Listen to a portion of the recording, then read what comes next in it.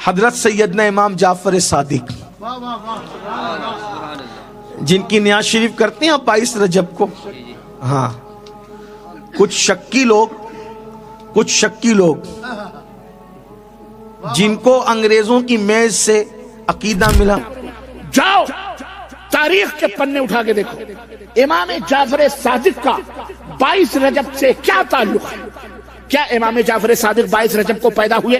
کیونکہ دن جو منائے جاتے ہیں کسی کی موت پر منائے جاتے ہیں یا کسی کی پیدائش پہ منائے جاتے ہیں یا کوئی بہترین کوئی انعام یا کوئی چیز پاتا ہے اس دن کو اس دن میں منایا جاتا ہے کہ نہیں ہے؟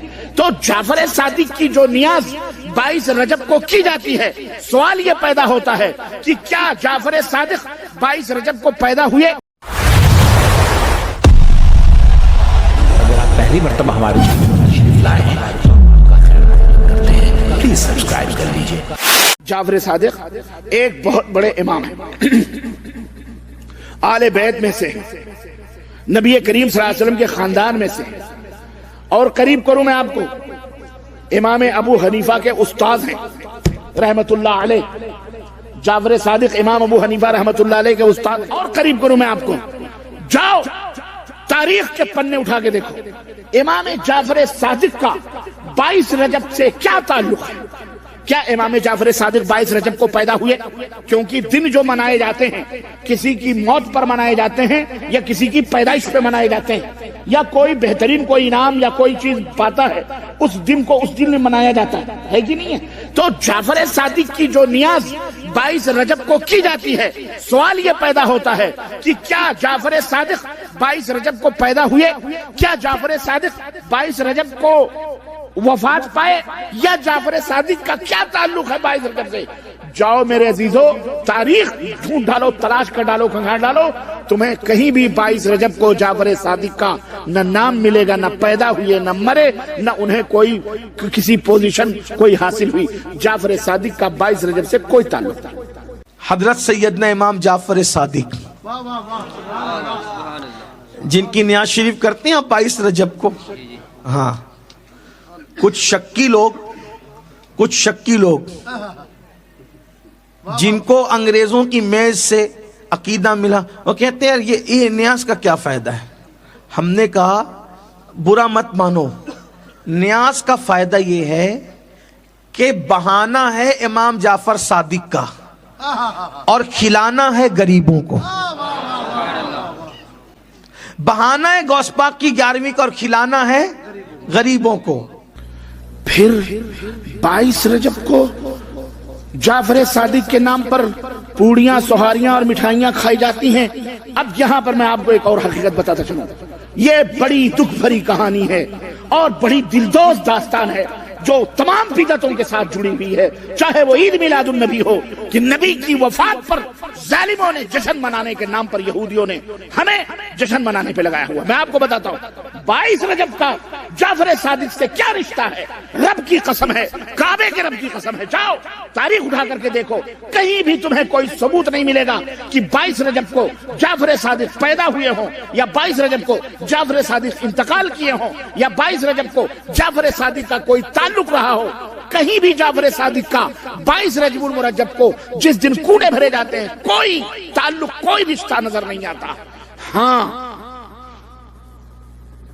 ہمیں ایک تعلق ضرور نظر آتا ہے 22 رجب المرجب سے. 22 رجب المرجب کا جب ہم مطالعہ کرتے ہیں تو ہمیں ایک رشتہ آتا ہے. ایسی دلدوز کہانی، ایسی شخصیت عالم اسلام کی جیسی عظیم شخصیت خلفائے راشدین کے بعد اور عظیم حکمران خلفائے راشدین کے بعد نہ کوئی پیدا ہوا اور شاید قیامت تک کوئی پیدا ہو سکے. وہ شخصیت کا تعلق 22 رجب المرجب سے. وہ شخصیت جو بلا شرکت غیر تاریخ کے حوالے سے بلا شرکت غیر، وہ عظیم شخصیت جس نے 20 سال تک پورے عالم اسلام پر طرح طرح حکمرانی کی تھی اور جس نے باطلوں کے آنکھوں میں آنکھیں ڈال کر پنجہ آزمائی کرتے ہوئے ان کے ناطقے بند کیے تھے. خوارج کے فتنے ہوں، روافض کے فتنے ہوں، بدعتیوں کے فتنے ہوں یا بلوائیوں کے فتنے ہوں، اس عظیم شخصیت نے سب کے گلے دبوچے تھے. وہ شخصیت، عظیم شخصیت، قرآن آسمان سے اترتا تھا، پیغمبر اسلام کے صحن میں پیغمبر اسلام بیٹھے ہوتے، حکم دیتے اے فلاں یہ اللہ قرآن نازل فرما رہا ہے، تم اس کو تحریر کرو۔ نبی کے پہلو با پہلو بیٹھی ہوئی وہ شخصیت قرآن تحریر کر رہی ہے، لکھ رہی ہے، وہ شخصیت جو پیغمبر اسلام حضرت محمد الرسول اللہ صلی اللہ علیہ وسلم کے نسبتی برادر بھی ہیں، جن کی ہمشیرہ محترمہ نبی کائنات صلی اللہ علیہ وسلم کی زوجہ محترمہ ہیں، جو ہم مومنوں کی ماں کہلاتی ہیں، وہ شخصیت جو قیامت تک آنے والے تمام مومنوں کے ماموں کہلاتے ہیں، وہ شخصیت جو بلا شرکت غیر 20 برس تک جس نے حکمرانی کی تھی، تمہیں پتا ہے وہ شخصیت کون ہے؟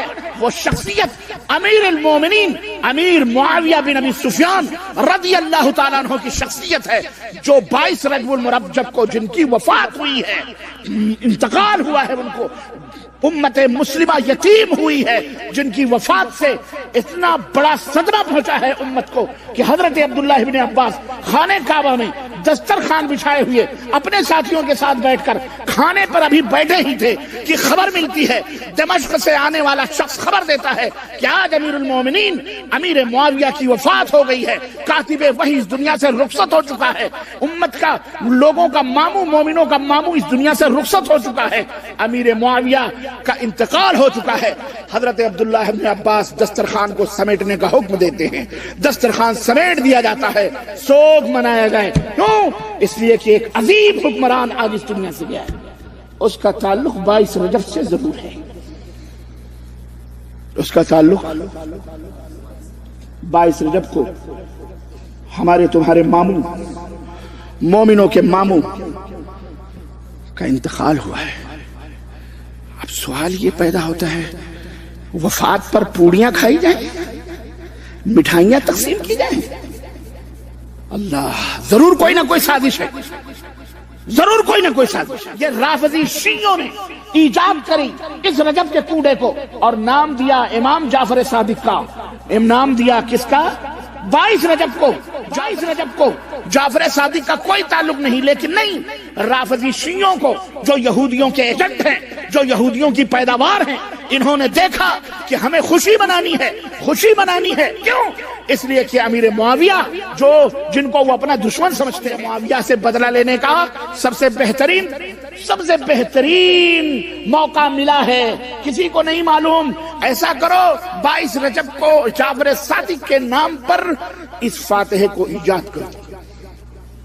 یہ فاتحہ ہندوستان میں پیدا ہوئی ہے، جعفر صادق کے کنڈے ہندوستان میں پہلی دفعہ بھرے گئے جب ایرانی شیعوں نے آ کر کے ہندوستان پہ قبضہ کیا، بابر کے زمانے میں، ہمایوں کے زمانے میں بھاگا تھا نا یہ بھارت سے، اور جا کے ہندوستان میں 50,000 ایرانی شیعہ ملے، 50,000 فوجیوں کی ڈریس میں ان کے ہندوستان کے اندر آ کر کے اپنے مذہب کو پھیلانے کے لیے انہوں نے اس طرح سے تعویذ، گنڈے، پلیتے، درگاہ، مزار، قبر، یہ تمام سب الا بلا اور جو نیاز اور ساتھ اور دیگر چیزیں، یہ سب صوفی تصوف، یہ سب انہوں نے ایجاد کیا، یہ وہ سب انہوں نے ایجاد کیے مسلمانوں کو جو اہل سنت والجماعت ہے ان کو گمراہ کرنے کے لیے۔